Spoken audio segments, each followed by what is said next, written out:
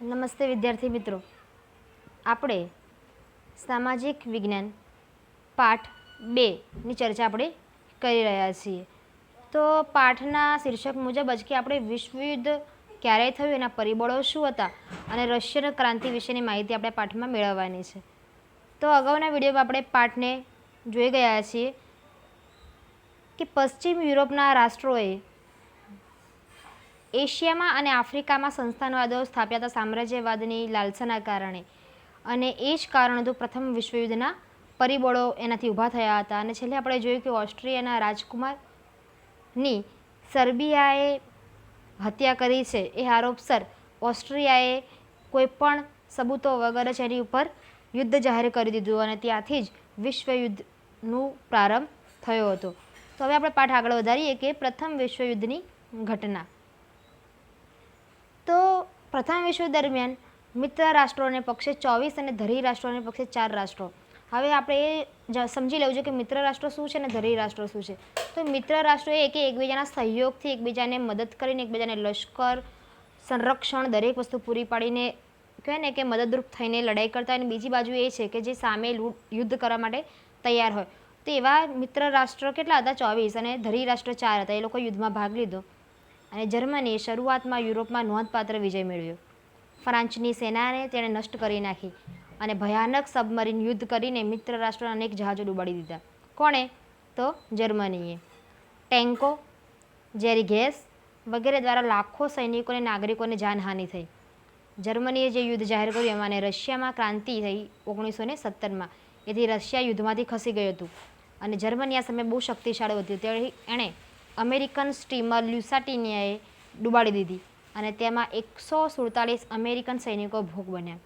Germany એ સમયે વધારે શક્તિશાળી હોવાથી પોતાની શક્તિના પ્રદર્શન અર્થે એણે અમેરિકાનું જે જહાજ હતું સ્ટીમર લ્યુસાટિનિયાને ડૂબાડી દીધું અને એના 147 અમેરિકો મરી ગયા.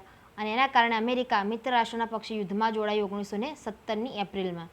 અને એની સાથે પનામા, ગ્રીસ, ક્યુબા, ચીન અને સિયામ જેવા રાષ્ટ્રો મિત્ર રાષ્ટ્રોના પક્ષે જોડાયા અને મિત્ર રાષ્ટ્રોની તાકાતમાં વધારો થયો. એટલે કે મિત્ર રાષ્ટ્રોમાં જે જર્મનીને નુકસાન પહોંચાડ્યું હતું એ અમેરિકાથી જોડાવાના કારણે એની તાકાતમાં વધારો થયો અને અમેરિકાના લશ્કર સામે જર્મન સેના ના ટકી શકી અને યુદ્ધનું પાસું આખું બદલાઈ ગયું.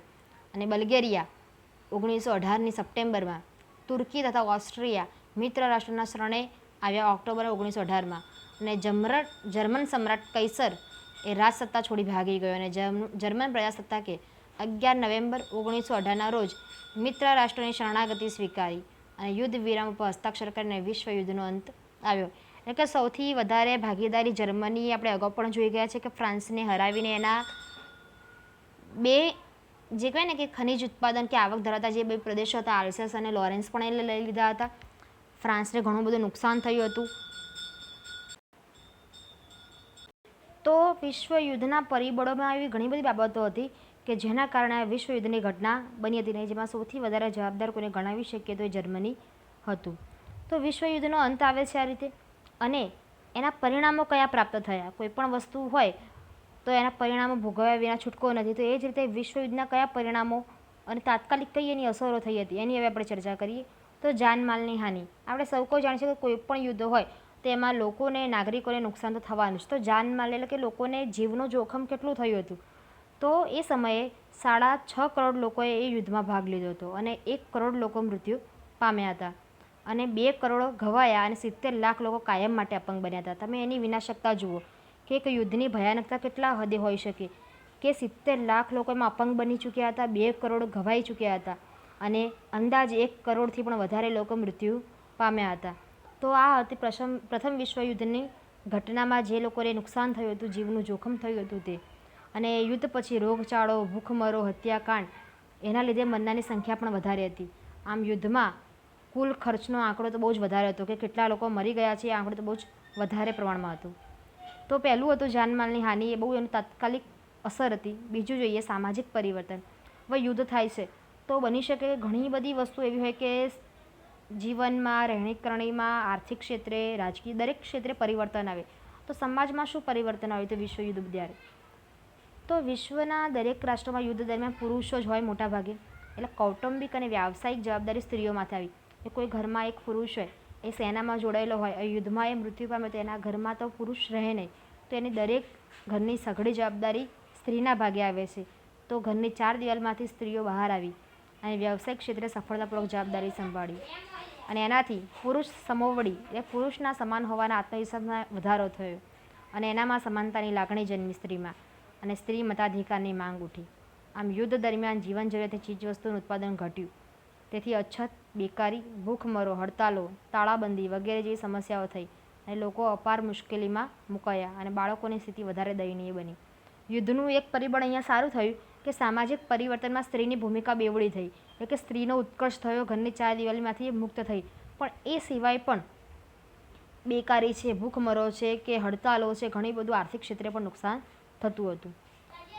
ત્રીજો જોઈએ બહુ જ મહત્ત્વનો મુદ્દો છે તે વર્સેલ્સની સંધિ. આપણે અગાઉ પણ ફ્રેન્કફર્ટની સંધિની માહિતી મેળવી છે કે ફ્રેન્કફર્ટની સંધિમાં જ વિશ્વયુદ્ધના બીજ રોપાયા હતા, કેમ કે ફ્રાન્સની અપમાન સહન થયું નહોતું. હવે આપણી જે સંધિ જોવાની છે વર્સેલ્સની સંધિ, જે જૂન 1919માં થઈ હતી, એની ચર્ચા કરીએ. તો વિશ્વયુદ્ધના અંતિમ ચરણમાં જર્મની દ્વારા મિત્ર રાષ્ટ્રની બિનશરતી શરણાગતિનો સ્વીકાર થતાં યુદ્ધનો અંત તો આવ્યો જ હતો. અને એ સમય દરમિયાન મિત્ર રાષ્ટ્રોએ રાજધાની પેરિસ ખાતે શાંતિ પ્રક્રિયા હાથ ધરી, જેમાં 58 જેટલા કમિશનો રચાયા અને 145 જેટલી બેઠકો યોજવામાં આવી હતી. દરેક રાષ્ટ્રો જોડાઈને એક શાંતિ પ્રક્રિયાના પરિબળે પેરિસ ખાતે આ બેઠકો યોજવામાં આવી હતી. અને આ શાંતિ સંમેલનમાં જર્મની સાથે જે સમજૂતી કરવામાં આવી તે વર્સેલ્સના શીશ મહેલ એટલે કે મિરર પેલેસમાં કરવામાં આવી હોવાથી એને વર્સેલ્સની સંધિ તરીકે ઓળખવામાં આવે છે. પ્રશ્ન પૂછાય છે કે વર્સેલ્સની સંધિ નામ કેમ પડ્યું છે, કેમ એ રીતે ઓળખાય છે? તો વર્સેલ્સ, પેરિસનું વર્સેલ્સ એટલે કે જે એનું શીશ મહેલ હતું ત્યાં આ સંધિ યોજાઈ હતી, એટલે એને વર્સેલ્સની સંધિ તરીકે ઓળખવામાં આવે છે. આ સંધિમાં 4 પ્રકારની જોગવાઈ હતી, એટલે 4 પ્રકારના નિયમ હતા. પહેલું પ્રાદેશિક વ્યવસ્થા, બીજું લશ્કરમાં ઘટાડો અને નિઃશસ્ત્રીકરણ. આ આપણે અગાઉ આ પરિબળોમાં જોઈ ગયા વિશ્વયુદ્ધના, કે જેમ લશ્કર વધશે, જેમ શસ્ત્રો વધશે તો યુદ્ધની ભાવના પ્રબળ થશે. એટલે લશ્કરમાં ઘટાડો હશે, ઓછા શસ્ત્રો હશે તો યુદ્ધની ભાવના એટલી રહેશે નહીં. ત્રીજું, યુદ્ધમાં વળતરના હપ્તાની ગોઠવણીને યુદ્ધ દંડ આપવો. અને ચોથું, અન્ય જોગવાઈઓ. આ સંધિ એટલે કે આ સમાધાનમાં અમેરિકન પ્રમુખ વુડ્રો વિલ્સન, બ્રિટિશ વડાપ્રધાન લોર્ડ જ્યોર્જ અને ફ્રાન્સના વડા ક્લેમેન્સો અને ઇટાલીના ઓર્લેન્ડોએ મહત્ત્વની કામગીરી કરી. અને આ યુદ્ધમાં જર્મનીને જવાબદાર ગણાવ્યું કે એણે બહુ જ મહત્ત્વનો ભાગ ભજવ્યો હતો. આથી જર્મની ઉપર 6.5 અબજ પાઉન્ડનો યુદ્ધ દંડ લાદવામાં આવ્યો. કેમ કે દંડ આપવામાં આવે તો કોઈ પણ દેશ યુદ્ધ કરવાની પ્રેરણાથી ડરશે અને સામે ચાલીને યુદ્ધને કહેવાય ને કે અમલ કરાવશે નહીં. અને એના રૂહર પ્રાંત જેવા પ્રદેશો ફ્રાન્સને આપવામાં આવ્યા, કે ફ્રાન્સના પ્રદેશોને પડાવી લીધા હતા, એટલે એના જે રૂહર પ્રાંત છે ફ્રાન્સને આપ્યા. તેથી અને એની રાઇન નદી જે આંતરરાષ્ટ્રીય જળમાર્ગ માટે ખુલ્લી મૂકવામાં આવી, અને ફ્રાન્સની સરહદે આવેલા રાઇનલેન્ડ પ્રદેશમાં કિલ્લેબંધી કરવાની મનાઈ ફરમાવવામાં આવી, અને ખનિજ સમૃદ્ધ પ્રદેશ 15 વર્ષ માટે ફ્રાન્સને આપવામાં આવ્યો, અને એના મોટાભાગના સંસ્થાનો પડાવી લેવામાં આવ્યા. આલ્સેન્સ અને લોરેન્સ પ્રાંત ફ્રાન્સને ફરીથી પાછા આપવામાં આવ્યા. અને આ ઉપરાંત દર વર્ષે મોટી માત્રામાં કોલસો અને લોખંડ ફ્રાન્સ અને મિત્ર રાષ્ટ્રને યુદ્ધ વળતર તરીકે આપવાના હતા. આમ તમામ શરતો ઉપર જર્મન પાસે બંદૂકની અણીએ જબરદસ્તી સહી કરવામાં આવી. કેમ કે બધા રાષ્ટ્રો હવે એક થઈ ચૂક્યા હતા, અને એક બાજુ જર્મની હતું, કે જર્મની બહુ વધારે ભાગ ભજ્યો, તેને બહુ બધું નુકસાન કર્યું હતું. એના કારણે જબરજસ્તી એટલે કે બંદૂકની અણી ઉપર પરાણે એને આ સંધિમાં સહી કરવામાં આવી, અને જર્મન પ્રજામાં હતાશા અને નિરાશા જન્મી, અને જર્મનીનું અર્થતંત્ર છિન્ન ભિન્ન થઈ ગયું. એટલે કે જર્મની બધી રીતે વેરવિખેર થઈ ગયું. એનું દરેક વસ્તુ, એની નદી, એનું આવક ધરાવતા ક્ષેત્રો, જે ફ્રાન્સ પાસેથી જે પ્રદેશો લીધા, બધું એને વળતર રૂપે પાછું આપી દેવું પડ્યું. એટલે જર્મનીની પ્રજા એક નિરાશામાં પરિણમી હતી. પાંચમું જોઈએ દૂરગામી પરિણામ. એટલે કે બહુ જ કહેવાય ને કે ગંભીર, કહેવાય ને કે બહુ વધારે એની જે અસર કહી શકાય એવા કયા પરિણામો હતા? તો પરાજિત રાષ્ટ્રો સાથે સંધિ કરવામાં આવી, એમાં વેરની ભાવના હતી. હવે કોઈ પણ રાષ્ટ્રને પરાજિત કરવામાં આવે અને એની સંધિ પરણે કરવામાં આવે તો એનામાં અપમાનની ભાવના, વેરની ભાવના તો હોય જ. એનાથી જગતમાં શાંતિ સ્થાપી શકાય નહીં. અને સામ્યવાદી રશિયાને રાષ્ટ્રસંઘમાં સ્થાન ના આપ્યું, અને અમેરિકા રાષ્ટ્રસંઘમાં જોડાયું નહીં. તેથી દ્વિતીય વિશ્વયુદ્ધનું કારણ એ પ્રથમ વિશ્વયુદ્ધની શાંતિ પ્રક્રિયામાં સર્જન પામ્યું એમ કહી શકાય. એટલે કે જે વર્સેલ્સની સંધિ થઈ અને જે પણ રાષ્ટ્રોને, એ મોટાભાગે જર્મની અને બીજા પણ જે રાષ્ટ્રોને યુદ્ધ દંડ થયો, એના કારણે વેરની ભાવનાના કારણે શાંતિ સ્થાપી શકાય નહીં, અને બીજા વિશ્વયુદ્ધનો પ્રારંભ થયો એમ આપણે ગણી શકાય. હવે મહત્ત્વનો મુદ્દો જે જોવાનો છે એ રશિયામાં જે ક્રાંતિ થઈ 1970માં, જે બોલ્શેવિક ક્રાંતિ તરીકે ઓળખાય છે, એની હવે આપણે ચર્ચા કરીએ. મહત્ત્વનો મુદ્દો દરેક વિદ્યાર્થીઓ નોંધી લેશે. તો 1970માં આ ક્રાંતિ થઈ, જે વિશ્વની બહુ મોટી ઘટના ગણાય છે. અને રાજકીય પરિબળોમાં રશિયાની પ્રજા ઝારશાહીના દમન નીચે કચડાતી. હવે ઝારશાહી એટલે ઝાર લોકોનું શાસન જે ચાલતું હતું એના નીચે એની પ્રજા શોષણ પામતી હતી. રશિયામાં વંશ પરંપરાગત આવનાર બધા જ ઝાર રાજાઓ આપખુદ અને નિરંકુશ શાહી ભોગવતા હતા, અને ઝારના શાસનમાં પ્રજાને કોઈ અધિકાર નહોતા. અને પ્રજા ઉપર રાજાઓની આપખુદી એટલે કે ઝારશાહી એટલી કઠોર હતી કે જો કોઈ વ્યક્તિ અધિકારની માંગણી કરે, એટલે કે પોતાના હક વિશે કંઈક માંગે, તે એને મારવામાં આવતો, અત્યાચાર કરવામાં આવતો હતો. અને સાઇબિરિયાની હાડ થીજવી દે, એટલે કે સાઇબિરિયા જે પ્રદેશ છે બહુ વધારે ઠંડકવાળો પ્રદેશ છે, એવી હાડ થીજવી દે તેવી કાતિલ ઠંડીમાં એને મોકલી દેવાની સજા કરવામાં આવતી. એટલે કે ઝાર રાજાઓ જે રશિયામાં તે પોતાની કહેવાય ને કે અમલદારશાહી આપખુદશાહી ચલાવતા હતા. અને અનિયંત્રિત અત્યાચારી રાજાશાહી પ્રજા માટે દુઃખ, ગરીબાઈ અને યાતનાનું કારણ બની ગઈ. અને રશિયાના ખેડૂતો, ખેતદાસ, મજૂરો પુષ્કળ કામ કરવા છતાં પણ એમને પૂરતું વળતર નહોતું મળતું. અને રશિયાની કહે ને પ્રજાની સ્થિતિ વધારે ને વધારે કંગાળ બનતી હતી. એ સમય દરમિયાન ફાધર ગેપોન નામના પાદરીના નેતૃત્વ નીચે એક વિશાળ સરઘસ આકારે લોકો ઝારના નિવાસસ્થાન વિન્ટર પેલેસ ગયા, કે જે રાજા હતો એના નિવાસસ્થાને ગયા. 22મી જાન્યુઆરી 1950નો રવિવાર. અહીંયા મહત્ત્વના મુદ્દાઓ જે દરેક વિદ્યાર્થી નોંધશે. 22મી જાન્યુઆરી 1905 રવિવાર, અને તમામ લોકો નિઃશસ્ત્ર હતા. કોઈપણ સાધન, કોઈપણ અસ્ત્ર શસ્ત્ર લીધા વગર એ લોકો ઝારના નિવાસસ્થાન વિન્ટર પેલેસે પહોંચ્યા, લોકોનું આખું ટોળું. અને કેટલાકના હાથમાં ઝારની છબી હતી, એમાં રશિયાનો ગોરો નાનો પ્રભુ ઘણું જીવો એવા સૂત્રો લખેલા હતા. અને આ નિર્દોષ લોકો પર ઝારના લશ્કર દ્વારા અંધાધૂંધ ગોળીબાર કરવામાં આવ્યો, અને એમાં હજારો નિર્દોષ લોકો મૃત્યુ પામ્યા. અને જ્યાં ઝારનો મહેલ હતો એ સેન્ટ પીટર્સબર્ગનો બરફ લોહીથી લાલ થઈ ગયો. જે ઝારનો જે મહેલ હતો ઝારના રાજાનો, એનો બરફથી કહેવાય ને કે આમ લાલ લાલ થઈ ગયો. અને આ દિવસને ઇતિહાસમાં લોહિયાળ રવિવાર તરીકે ઓળખવામાં આવે છે. કયો દિવસ?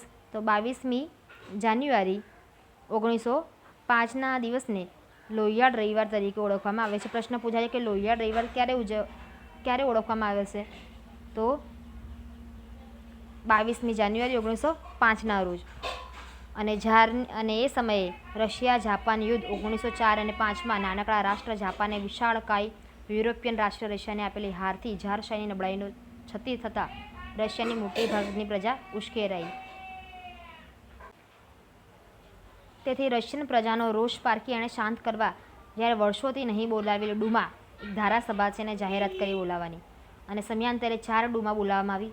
અને પ્રજાને સંતોષ પમાડે તેવા પગલાં ભરે તે પહેલાં બરખાસ્ત કરવામાં આવી. કોણે કર્યું? એવું જાપાને. અને આમ 8મી માર્ચ 1970ના દિવસે પેટ્રોગાર્ડના કચડાયેલા કામદારોએ હડતાળ પાડી. અને આ ઘટનાને દબાવી દેવા માટે ઝારે લશ્કર મોકલ્યું, અને પરંતુ લશ્કરે ગોળીબાર કરવાની ના પાડી. અને પરિણામે ક્રાંતિનો આરંભ થયો.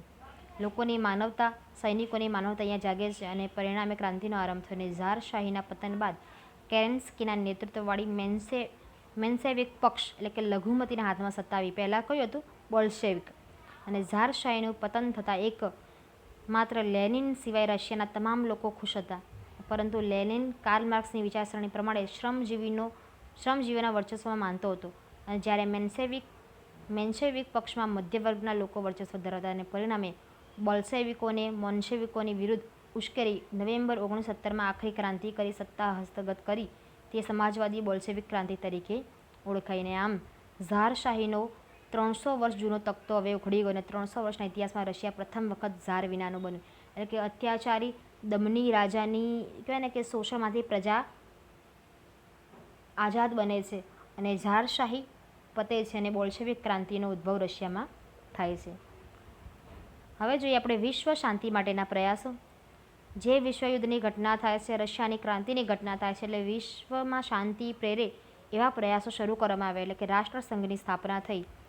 તો વિશ્વયુદ્ધની ભયાનકતા, અનેક વિશ્વના દેશોની વિશ્વ શાંતિની અનિવાર્યતા સમજાવતા, આંતરરાષ્ટ્રીય સંગઠનની આવશ્યકતા સમજાવતા, વિશ્વ શાંતિની દિશામાં સત્વરે સક્રિયપણે વિચારની ફરજ પડીને એના કારણે અમેરિકાના રાષ્ટ્રપતિ વુડ્રો વિલ્સને રાષ્ટ્રસંઘની સ્થાપનામાં વિશેષ યોગદાન આપ્યું.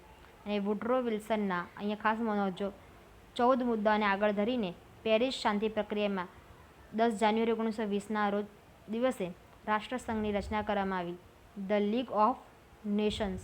એના ઉદ્દેશો કયા કયા હતા, કઈ કઈ વસ્તુ એમાં મુખ્ય હતી? પહેલી, આંતરરાષ્ટ્રીય શાંતિ અને સલામતીની જાળવણી. દરેક દેશોએ એટલે કે આંતરરાષ્ટ્રીય એટલે બે દેશો વચ્ચેની શાંતિ જળવાઈ રહેવી જોઈએ. દરેક રાષ્ટ્ર અન્ય રાષ્ટ્રની અખંડિતતા જાળવવી. પોતાનો દેશ મહાન છે તો બીજો દેશ પણ મહાન છે, એ અખંડિતતાને દરેક રાષ્ટ્રએ સમજવી. ત્રીજું, યુદ્ધ નીતિનો ત્યાગ કરવો. ચોથું, આંતરરાષ્ટ્રીય સંબંધો વિકસાવ એટલે કે વેપાર, વાણિજ્ય, આર્થિક મદદ દરેક ક્ષેત્રએ, કારણ કે આંતરરાષ્ટ્રીય બે દેશોના સંબંધો વિકસવા જોઈએ. આંતરરાષ્ટ્રીય ઝઘડાઓનો શાંતિમય રીતે મધ્યસ્થી દ્વારા ઉકેલ લાવો. જો કોઈ રાષ્ટ્ર રાષ્ટ્રસંઘ કે મધ્યસ્થીની અવગણના કરે તો બળવાખોર રાષ્ટ્ર જાહેર કરવું, એટલે પછી એની સાથે કોઈપણ પ્રકારના વેપારી કે કોઈપણ સંબંધોને રાખવા નહીં. અને આમ વિશ્વ શાંતિની સ્થાપના કરવા માટે સ્થપાયેલ રાષ્ટ્રસંઘ મહાસત્તાઓની સામ્રાજ્યવાદી નીતિને અંકુશમાં રાખી શક્યું નહીં અને 1939માં બીજા વિશ્વયુદ્ધની શરૂઆત થઈ. આ દરેક મુદ્દાઓની, આ દરેક ઉદ્દેશોની રાષ્ટ્રસંઘના એ નીતિને કોઈ પણ કહેવાય ને કે અમલ બનાવી શક્યું નહીં અને એના કારણે 1939માં બીજા વિશ્વયુદ્ધની શરૂઆત થઈ ચૂકી હતી. તો અહીંયા પાઠ આપણે પૂરો કરીએ છીએ. દરેક વિદ્યાર્થીઓએ પાઠ સમજ્યા બાદ સ્વાધ્યાય સુવાચ્ય અક્ષરે પોતાની નોટબુકમાં લખવાનું રહેશે અને દરેક વિદ્યાર્થીઓ ખાસ નોંધ લેશે. આભાર.